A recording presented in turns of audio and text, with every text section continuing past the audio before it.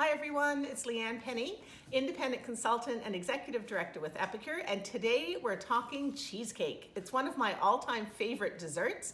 I bet a lot of you watching are cheesecake lovers too, and I want to share with you just how quick and easy it is to put together one of EPICURE's cheesecakes. Just like all of our products, it is wonderfully gluten-free.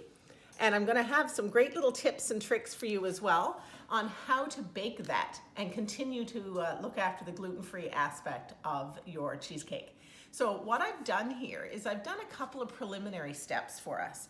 Following the directions on the package, I took my 2 blocks of cream cheese, softened them in the microwave. These are the tips from me that are not on the package.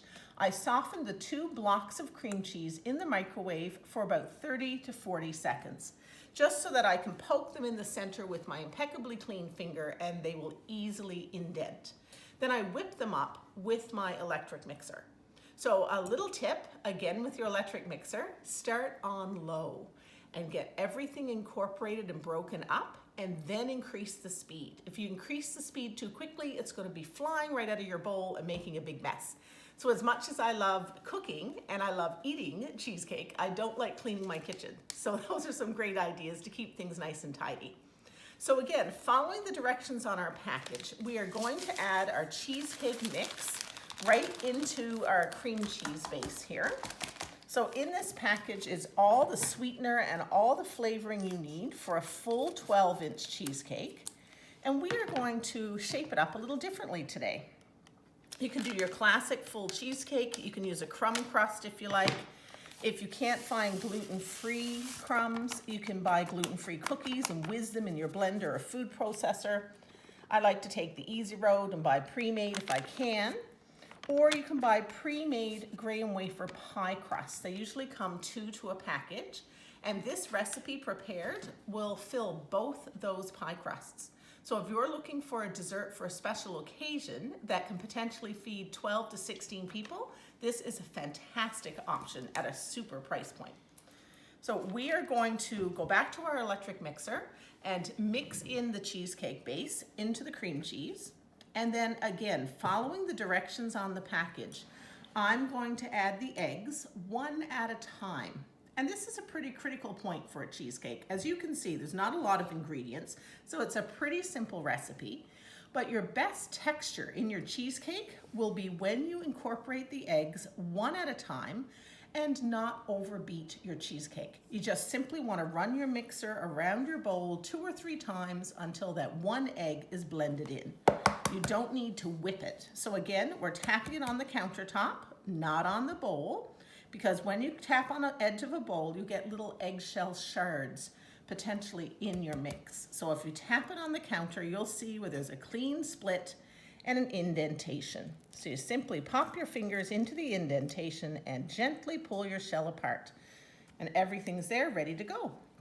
So we're going to get mixing and we'll be right back. So here we are with our mixer. You're going to have to bear with me because it will get noisy, but I wanted to show you just how quickly we're going to incorporate everything. So again, we're going to start on low. I'm going to mix in a little bit of that cheesecake mix because where it's dry, it would fly all over our kitchen. So you'll notice I'm not mixing in the egg yolk yet. I'm just starting with the mix. I'm going to turn it up a little, and then in goes that egg. So a couple of turns, and we'll add another egg. We're continuing on with our cheesecake. So here in the bowl is our cream cheese mixed with the eggs and yogurt. And I forgot to mention a little earlier, I had everything pre-measured. I love to do that, especially when I'm baking, as it keeps me on track and helps me to remember everything that goes in a recipe. So I had the yogurt for the recipe measured out into one of our prep bowls, which I just adore. They're great for serving and storing small quantities of food or using in meal prep. They're marked off on the side in imperial and metric for 1/4 cup, 1/2 cup, 3/4 of a cup, which is that little ridge there. And when they're filled to the brim, they're a 1 cup measure. So I don't use other measuring cups. I just grab my prep bowls and they're absolutely invaluable in my kitchen. So we are going to put our cheesecake into the baking containers, and this is where we're going to mix it up a little bit. One of my favorite ways to do cheesecake is individual cheesecakes. So I've grabbed our perfect portion muffin pan here, and this could not be simpler. Oh, basting brush, here we go. We're going to brush them with just a little bit of unflavored cooking oil. You can use coconut oil if you like. So really, really quick and simple. So we're gonna do an entire tray of these. And what I love is it's great for portion control. You really feel like you've had a decadent dessert, and though it is a certain sized portion, and it looks really fancy. Receiving an individual plated dessert looks like an extra special treat. You can freeze these as well once they're baked. I would freeze them individually on a tray like this, and then you can pack them into a storage container. So you could pull out mini cheesecakes out of your freezer whenever you decided to enjoy one. And this is our trick. I've picked up some gluten-free cookies. They could be an Oreo type cookie like this. You could use a chocolate chip cookie. Those are the ones that I would grab if I was doing chocolate cheesecake. If I was making our eggnog cheesecake, I might use a ginger snap or a shortbread type cookie, or the pumpkin cheesecake is beautiful with the ginger snap type as well. So we are simply going to take our cookie, and instead of fussing with crumbs or making a crust, we're going to drop it right into the base of every opening. Just look at that, isn't that fun? So we are going to have a cookie crusted cheesecake. So no fuss at all. You can even get the kids in on this. Very, very quick and easy. And then we're going to pour the cheesecake batter right over the top. Now, another cool thing about the cheesecakes is they are actually sturdy enough that they would bake in those muffin pans all by themselves. You wouldn't need a crust at all. So you could do a completely crustless cheesecake if you wanted to. So now we're going to add the cheesecake batter. And here's another kitchen hack. I love to use ice cream scoops to move batter from bowls into containers. It's much tidier than using a teaspoon or a tablespoon. The little spring action helps the batter come out, and you get your job done much faster. So I have a couple of these in different sizes, and we might get goopy. You never know. We are working in the kitchen, and sometimes goopiness happens. So we're going to add 2 scoops to every opening, and that's going to settle down around that cookie. And we'll pop them in the oven to bake. And of course, these do bake much faster than a conventional cheesecake would. So I usually put them in and keep an eye on them for about 10 to 15 minutes. And at 10 to 15 minutes, I come back to the baking pan and I give it a wiggle like this. And if the surface of the cheesecake moves together all the way across, it doesn't just wibble in the center like a wet spot, then I know they're done. Because cheesecakes are famous for something that's called carry-over cooking. So they will continue to bake once you take them out of the oven. So you don't want to leave them in there until they're totally hard and solid, because then that means you're going to have a tough cheesecake when they cool down. It'll be kind of hard and dense, a little bit dry maybe.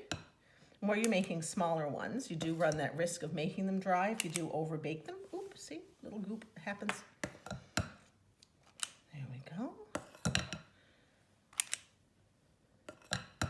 Almost done.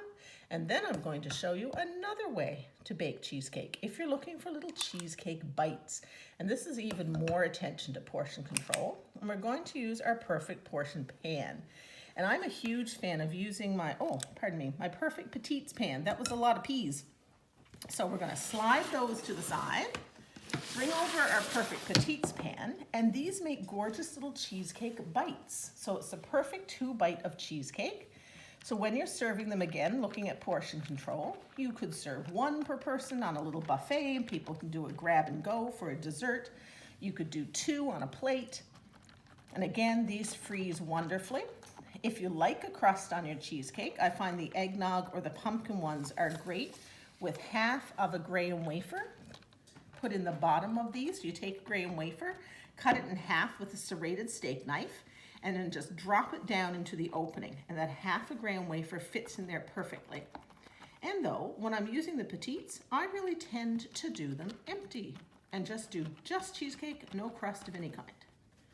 And these are fun to garnish. You can garnish them with sauces, with berries. So it really does look like a very fancy serving. So as you can see, you don't have to get super fancy with the oiling. It's going up the sides, just off the bristles there. Let me wash my finger. There we go. Now we're going to use, I think maybe one of those might fit. So we'll see how tidy I can do these. So there you go, it kind of spreads itself out. So we're gonna add a scoop per opening. And then we're gonna pop both of these pans into the oven. Now I'll come back along and tidy that up with my impeccably clean finger before I put it in the oven. If there's drips like that, I will tidy it up before it goes in so it doesn't bake on.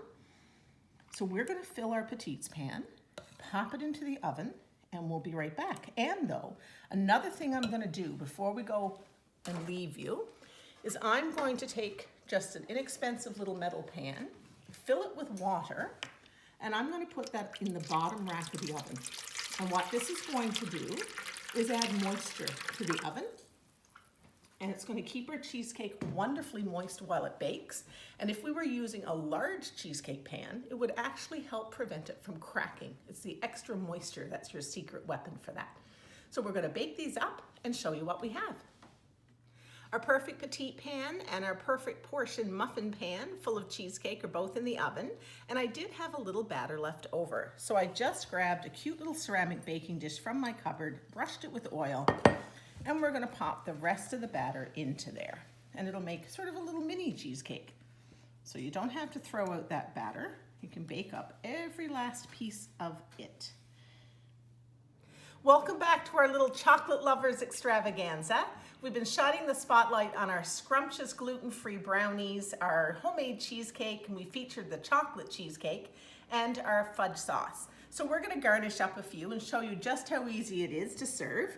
And I just did want to point out as well that for the cheesecakes and the mini cheesecakes, if you want to follow me over here, I just chilled them in the fridge or popped them into the freezer for a moment, and look how easily they lift out of their pans. So simple. There's no crust on those particular ones at all. And then over here, these are the ones that we use the gluten-free cookie in the bottom. And look how you can turn that pan completely inside out to lift out your gorgeous cheesecake. So there's your cookie, there's your individual cheesecake. Absolute perfection. They look so professional. So we're gonna garnish up a couple of these. We've whipped up some of our fudge sauce into a lovely little icing here. So you can slather that over the top of a brownie. This is if you want to make it look like a larger dessert. So you could top your brownie with that lovely topping, or you could frost your individual 2-bite brownies. There we go. So you could serve them as a dessert like that. Gets a little messy for the lunchbox. You could top it with a strawberry, or you could even gild the lily, as it were, and drizzle with a little bit of that fudge sauce as well, right over the icing. Garnish with a berry. Maybe we might want to dip that berry. So you could dip that into the fondue as well. And there you go. Dessert is served. So that's our delicious fudge brownies. We're just gonna slide those over here. And then we have our cheesecakes. So the same idea. I wouldn't necessarily frost the individual cheesecakes, but you can freeze them like this and then garnish them. Add berries to the plate, a drizzle of fudge sauce, add some little whipped cream drizzles, whatever you might like. So you can really make these look gorgeous. And again, I love the portion control. You really feel like you're having a treat. And I'll share with you as well, so you're just gonna fan out your little berry there. I'll share with you as well that the cheesecake petites and the brownie petites are actually on our Good Food Real Results program. So how can you not enjoy a healthy eating program that lets you sit and relax and savor bites of cheesecake with your evening coffee? That certainly doesn't sound like a diet to me. And then over here we have our individual cheesecakes. So again, if you wanted to serve this as an individual dessert, you could drizzle with the fudge sauce. You could be a little fancier than me if you like, drizzle it right over the plate. Again, garnish with berries, raspberries, blueberries, strawberries, Or another really lovely way to do that is totally cover the top with chocolate. I might let it set up a little bit so it's a little more solid. Then you can dip a berry. And actually, it's kind of nice if the drizzles drip down over the side. That's very, very on trend right now. So you could top that with a berry. Let's just add a little more fudge sauce. And there you go, some absolutely gorgeous desserts, 100% gluten-free, super easy peasy to make. You're gonna look like a pro.